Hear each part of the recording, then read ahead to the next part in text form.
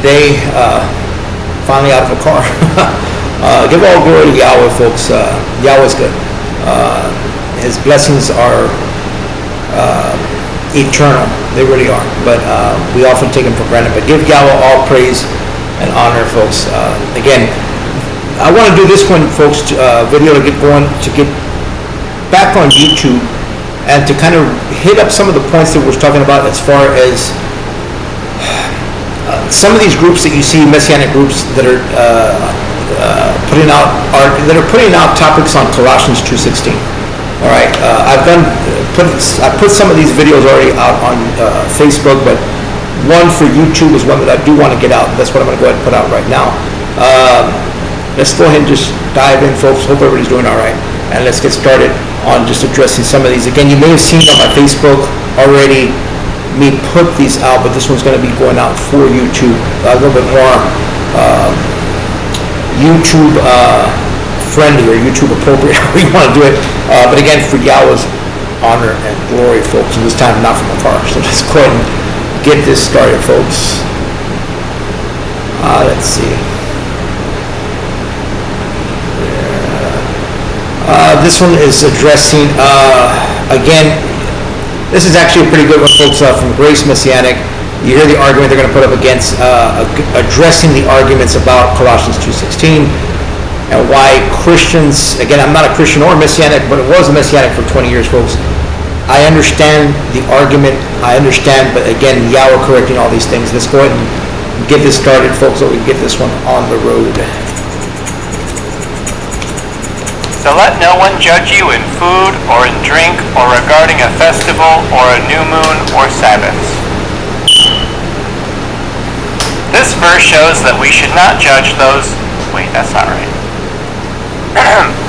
Since this verse declares that we should not judge one another regarding the Sabbath or feast days, it is evident that these things are no longer mandatory for God's people.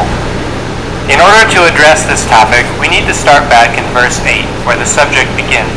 We have to understand the entire train of thought in order to get the proper context for verse 16. Beware lest anyone cheat you through philosophy and empty deceit, according to the tradition of men, according to the basic principles of the world, and not according to Christ. For in him dwells all the fullness of the Godhead bodily, and you are complete in him, who is the head of all principality and power. In him you are also circumcised with the circumcision made without hands, by putting off the body of the sins of the flesh, by the circumcision of Christ, buried with him in baptism, in which you were also raised with him through faith in the working of God, who raised him from the dead. And you being dead in your trespasses and the uncircumcision of your flesh, he has made alive together with him, having forgiven you all trespasses, having wiped out the handwriting of requirements that was against us, which was contrary to us. This phrase, handwriting of requirements, does not mean the law itself. Christ did not come to abolish the law. The Greek phrase here is kairagraphon, which is a legal document of accusation, or the handwriting listing the offenses which the defendant was guilty of. Daniel Botkin has an excellent article explaining this, so please click the link in the description to check it out. So he forgave us and destroyed the enemy's accusation against us, and he has taken it out of the way, having nailed it to the cross. Having disarmed principalities and powers, he made a public spectacle of them, triumphing over them in it. So let no one judge you in food or in drink or regarding a festival or new moon or Sabbaths, which are a shadow of things to come, but the substance is of Christ. Let no one cheat you of your reward, taking delight in false humility and worship of angels, intruding into those things which he has not seen, vainly puffed up by his fleshly mind, and not holding fast to the head, from whom all the body, nourished and knit together by joints and ligaments, grows with the increase that is from God. Therefore, if you died with Christ from the basic principles of the world, why, as though living in the world, do you subject yourselves to regulations? Do not touch, do not taste, do not handle, which all concern things which perish with the using, according to the commandments and doctrines of men. These things indeed have an appearance of wisdom in self-imposed religion, false humility, and neglect of the body, but are of no value against the indulgence of the flesh. Let's look at what Paul is addressing in this passage. Philosophy, empty deceit, the tradition of men, the basic principles of the world, commandments and doctrines of men, the appearance of wisdom, self-imposed religion, and false humility. Does this sound like the law, which Paul describes in Romans as holy, just, good, and spiritual? Absolutely not. Okay, this is where the deception begins. In 1 Timothy 1, folks, when you go over to 1 Timothy 1,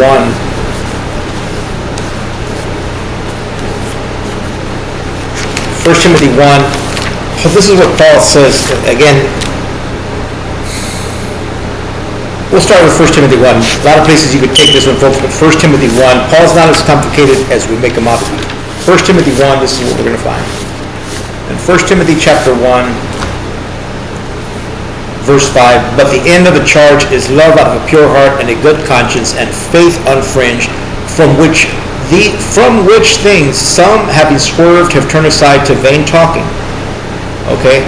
Desiring to be teachers of the law, though they understand neither what they say nor what they confidently affirm. Unlike you hear these messianic groups, they confidently affirm that they know what they're saying, but they don't. But we know that the law is good. Yes, the law is good. So long as the law is good, but so long as you use the law lawfully, as he says here, as knowing this, that the law is good, not made for the righteous man, but for the lawless and unruly, for the wicked and sinners, for the unholy and profane, for murderers and fathers of murderers, and for murderers of fathers and murderers of mothers, and manslayers, fornicators, for abusers of themselves with men, for men stealers, for liars, for false swearers, and if there be any other thing contrary to the sound doctrine. Again, if it is used lawfully, that the law is not made for the righteous man. Again, this is where it was never given to the Gentiles. We know that from Amos 3. It's already been verified. The Jerusalem Council already reestablishes that. So why are we unlawfully using the law here and telling the Gentiles, are judging the Gentiles? You're going to hear that argument, folks, coming up. Now, getting back to what he's saying, does this sound like the law? Again, this is where you get that vain philosophy. Now, the problem is, as you heard this gentleman say earlier, context. You did hear him bring up the word context. Let's see.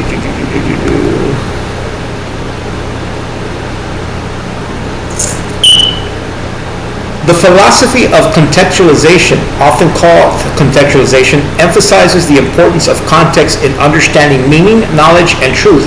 It suggests that the concepts are not absolute, but depend on the specific circumstances surrounding them. In essence, contextualization, or contextualism, argues that understanding something requires considering its surrounding environment, which can include factors like time, place, culture, and even the speaker's or author's intentions. The philosophy of contextualization. It is a philosophy, folks. What does Paul open up the passage with? Do not be deceived with any man's philosophy.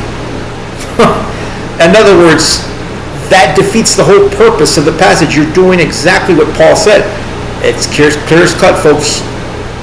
The philosophy of contextualization. This all really took off, folks, in the 1970s. Let's see if I have any. No, that's from something else. Sorry, folks. I am doing this one a little bit on the fly, but again, forgive me on that one. Of course, you could even look up the word philosophy here, folks. Okay, just giving you a general idea. For all learning, exclusive technical precepts, practical arts. The second meaning to get down here, folks, pursuit of wisdom, a search for a general understanding of values and reality by chiefly speculative rather than observational means.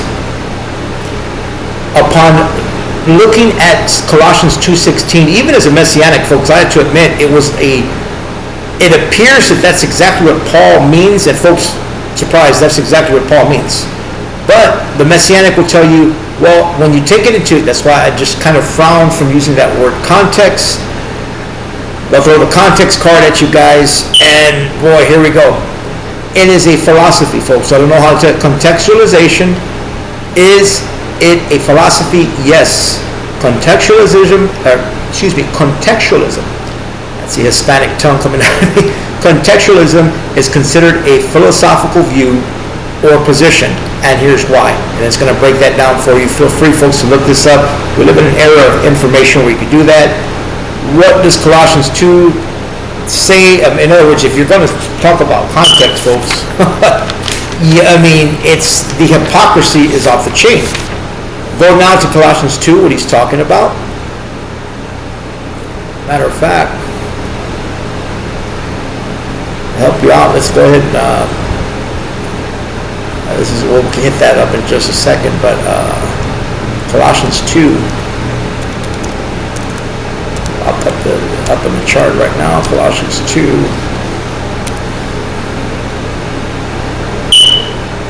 Let's go to all right, let's just take it out of the KJV then. Colossians 2. I will begin in verse 8. Again, we're backing up to get that quote-unquote context, if you're going to go that route. Again, here's Colossians 2:8. Beware lest any man spoil you through philosophy. Through philosophy.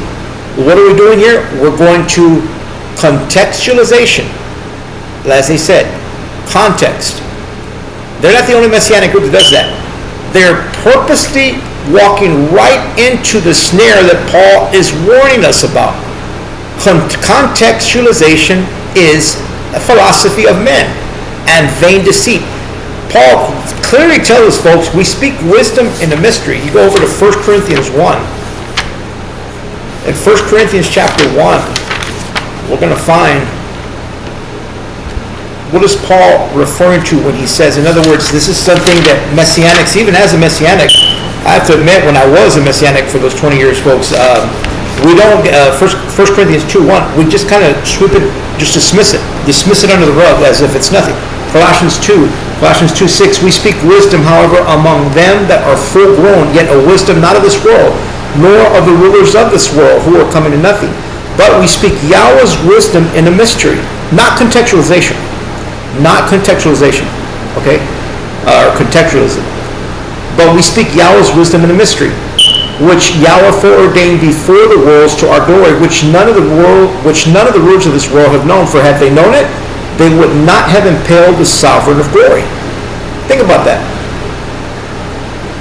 But as it is written, things that I saw not and ear heard not. Contextualism requires for the eye to see and the ear to hear in order to have that context of what I showed you earlier, folks, from the Merriam-Webster's dictionary. Philosophy, as defined, folks, as defined, a search for a general understanding of values and reality by chiefly speculative rather than observational means. Again, you're just speculating. Because the observational, just on observation, we see exactly Paul means what he's saying. But you want to add contextualism in to take out the wisdom that we speak in a mystery. No, Paul means exactly what he said. That's why contextualism is a philosophy of men. This is why verse 8 is telling you, and Paul is warning us, these are the men that desire to be teachers of the law, that confidently affirm, if you love Yahweh, you will keep his commandments. But yet they don't know what they're saying. They don't know what they're saying. In fact, had they been living in that era, they would have been impaled Yahshua himself. I'm not that I'm trying to throw them under the rug, folks. Honestly, I may have done the same thing. I'm just telling you right now, I'm not going to kid myself. I'm not going to act like I'm somebody special. Understanding, I'm not judging anyone. That word, by the way, judge, folks, that you see Paul begin Colossians 2:16, let no man judge you. That's also the same word Yahshua Messiah uses in Matthew 7, 1-2. The word krino in the Greek, number 2919 in the Strong's.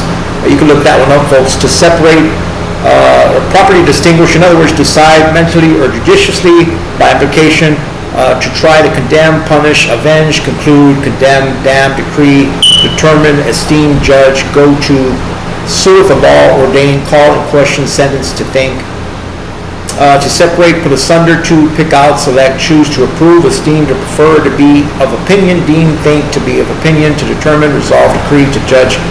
That goes on and on, folks. That is the same exact word Paul is using.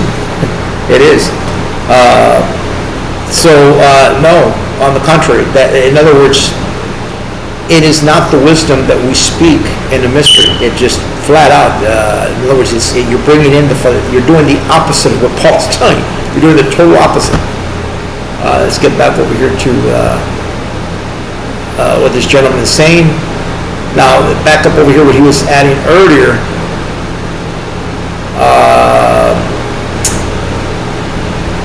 Let's see. Daniel Botkin, you'll see he's going to bring this up, folks. I did that in my video on Facebook. This is going to be going out for YouTube. Back it up here. You being dead in your trespasses and the uncircumcision of your flesh, he has made alive together with him, having forgiven you all trespasses, having wiped out the handwriting of requirements that was against us, which was contrary to us.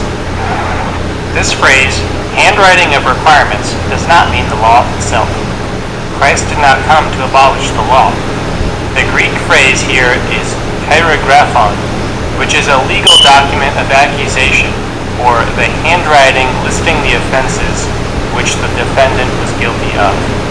Daniel Botkin has an excellent article explaining this, so please... Daniel Botkin is a grown man, so we're going to go to the philosophy of a man to decipher what Paul meant, which is again the opposite, but we're going to do that, folks. Let's go and go to what Daniel Botkin put out to fulfill all righteousness, guys.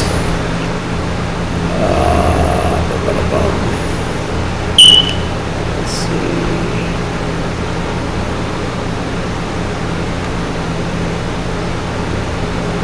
There we go. This article that Daniel Botkin had, I hope I'm saying his name right, Botkin, had put out. Gates of Eden, a Messianic ministry. Again, what he's going to address is that word blotting out of handwriting of ordinances. Now, he's going to cite three things. The first two, the word kairagraphon, that appears in the Greek in Colossians 2:14. The first two, folks, I'm just going to get straight to the point. They're his opinion. What he's going to say, let me go down to, we could just cut right into it. It's the third point, the more scholarly point that I want to emphasize. Let me get down to where...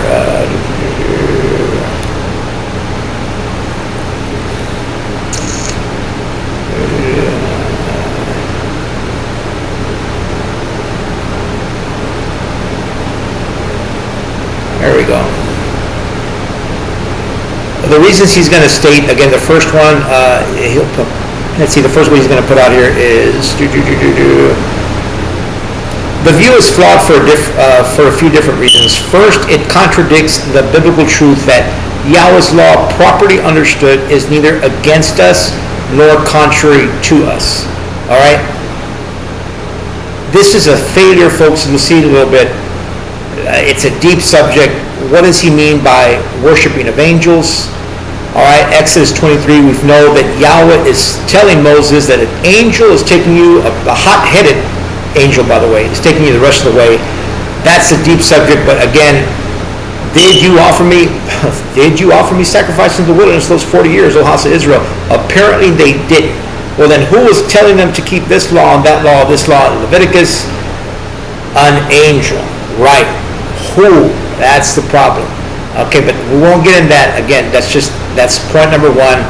But point number one, the question is, what is Stephen the Martyr talking about? Second point, a second reason this view is flawed is because it portrays Yahshua as a slick lawyer who finds a legal loophole to thwart Yahweh's justice Well, then why is like I said in my Facebook video, then why is Yahweh sending a slick lawyer to go thwart his law? In other words, no, this is not a slick lawyer or defense attorney. This is a slick district attorney that's got a problem accusing with the laws. And by the way, who was giving them all those laws to begin with? This hot-headed angel. This is a whole different subject, but one that I'm willing to entertain with anybody, because it is very clear in Exodus 23. Amos is also going to verify that by way of Yahweh of hosts, and Stephen the martyr is going to bring that up by way of the Holy Spirit. Do we need any more? I mean, give me a break. That's the second reason. The third reason is the one I want to concentrate on, because it's the one that is his point that he's really trying to attack. A third reason this view is flawed is because of the meaning of that long word, chirographin. A study of this word will reveal exactly what it was that got nailed to the tree. Your Bible may say cross. I go with stake, but again, that's a subject for another day. In Colossians 2:14, when you see what really got nailed to the cross, to the tree, you will find it far more liberating than believing that Yahshua brought it out his Father's commandments. And I'm not saying Yahshua brought it out his Father's commandments. The Greek word chirographin is a compound word that is formed by combining the two words care, which is hand, and grapho, to write or engrave. In its simplest sense, the word means a handwritten document.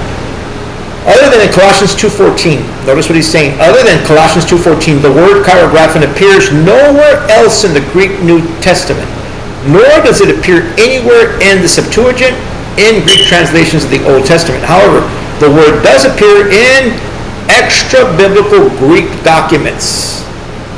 What did Paul say? In other words, the inspired scriptures, folks, is the inspired scriptures. Paul is well aware of that. He's counting on us to catch this. However, the word does appear in extra-biblical Greek documents, which is documents of men and philosophy of men. It is these documents, those documents, that we learn that chirographin is a legal term. It is a word that was used to refer to the written evidence of a person's guilt in a courtroom. It is the written record of a person's crimes, the laws he has broken, and the penalty he owes for his law breaking. In ancient times, so here we are, we're going to talk about the courtrooms of men. In ancient times, the accuser would present the chirographin from the middle of the courtroom. Called, I tell you, about folks, keep in mind, I'm not afraid to admit this, I've got 2 felonies. I've probably been in more court cases than this gentleman here that's talking. I've been in the courtroom many times. Just beyond my 2 felonies, folks. Again, Yahweh has helped clean me up, and I deserved it. The exact same term Paul uses when he says the chirographin is taken out of the way, because chirographin and tal-meso are legal terms. You must think of chirographin in a legal context. Why must I think of chirographin in a legal context, which is the philosophy and the rudiments of this world? To understand its meaning and to appreciate the significance of Paul's statement in Colossians 2:14. I know what he's talking about, the great state of Texas versus Tony Cardenas. They are going to accuse me with laws of Texas. Yes, you must picture yourself in the context of the heavenly courtroom. How can I do that? How can I picture myself in the context of a heavenly courtroom, things that I have not seen before, things that I have not heard before? What does Paul say in Colossians 2? What does he say in Colossians 2? He's going to tell you right after he says, let no man judge you according to meat or drink. Right after he makes that comment, he's also going to state this. Colossians 2:18, let no man rob you of your prize of voluntary humility and worshiping of the angels, dwelling in the things which he has seen. How have you seen a heavenly courtroom before? I've never seen a heavenly courtroom before. Vainly puffed up by his fleshly mind, and not holding fast the head, which is the body of Yahshua the Messiah. That is, what did Yahshua say in Matthew 7:1? Judge not, lest you be judged, for by the same measure you choose to judge.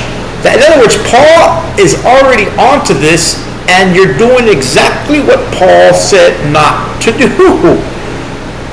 Because chirographing and telemaso are legal terms. You must think of chirographing, and you have to in and out. Then why doesn't Paul just say that?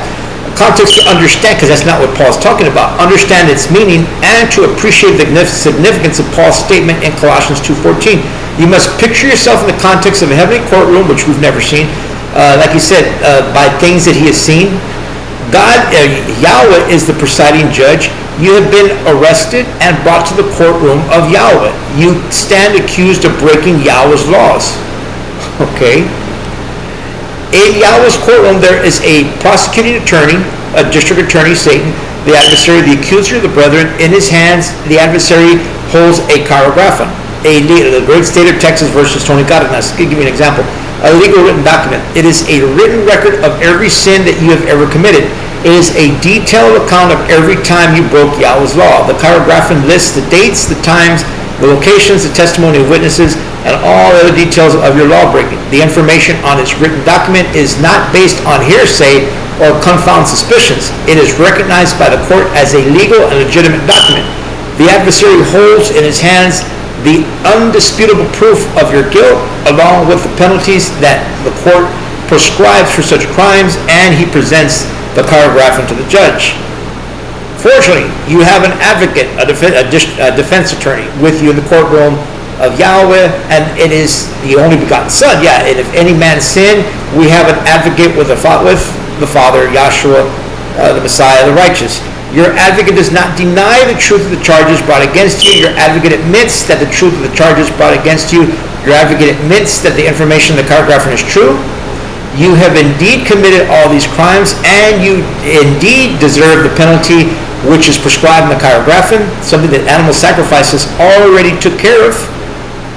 However, your advocate says the penalty for all your crimes has already been paid in full, something that animal sacrifices already did. Your advocate paid the penalty himself when he was sent. When the judge sent his only begotten Son, with a defense attorney, and went to the cross and took upon himself the sins of the world and bore the punishment for your sins. Because the penalty already has been paid in full, the judge tells Satan that his chirographon is inadmissible evidence in the heavenly courtroom. Therefore, the chirographon that was against us, which was contrary to us, is taken out of the way. It is removed from the telemaso, the middle of the courtroom, occupied by the accuser. Then it is nailed to the cross tree like a banner, proclaiming the Messiah's triumph. Spoil the adversary's plans to condemn us. Why is it his plan? I know that's his job, isn't it? To condemn us, the chirographon. That is why the very next verse says, and having spoiled principalities and powers. Well, wait a minute. It's the judge. He's not the judge. He's just the district attorney. In other words, you're going to see how this does not make sense in a second, folks. Give me 1 second. There. Sorry about that. Okay, the removal of the chirographon is something entirely different from the erroneous assumption that Yahweh's law got nailed to the cross.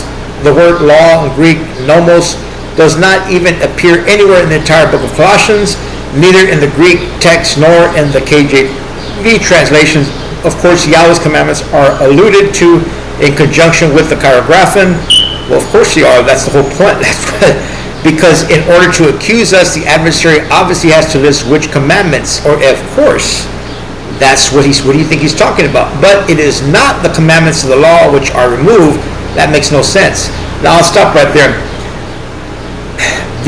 This understanding of the chirographon as a legal record of a person's sins can be seen not only in Gentile Greek literature.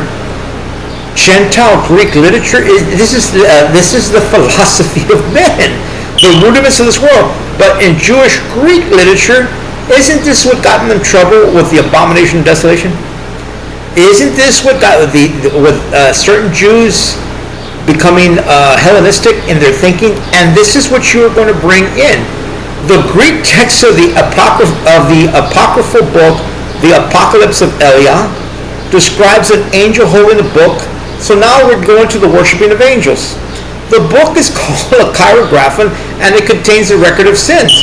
the tradition of Jewish. In other words, what this guy is just doing right now, the understanding of, in order for him to help establish what chirographin means, he is going to bring in Gentile Greek literature, Jewish Greek literature, and the apocryphal book of Eliah with an angel holding a book.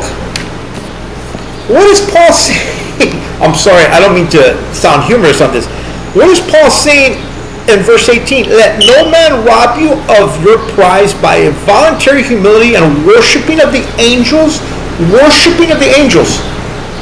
Worshiping of the angels. You're going to bring in what? You're going to bring in what?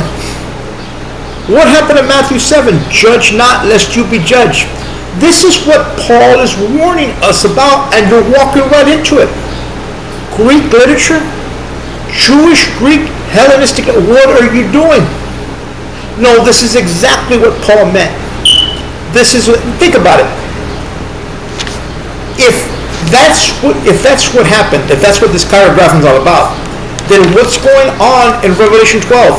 Why is Michael and his angels now going to war with Satan and his district attorney, his attorneys that work for the DA's office? Why are they up in arms? All he did was his job as district attorney. Why is he getting thwarted down to earth for simply doing his job? Satan didn't do anything wrong. There's got to be a district attorney. There's got to be someone to prosecute the cases.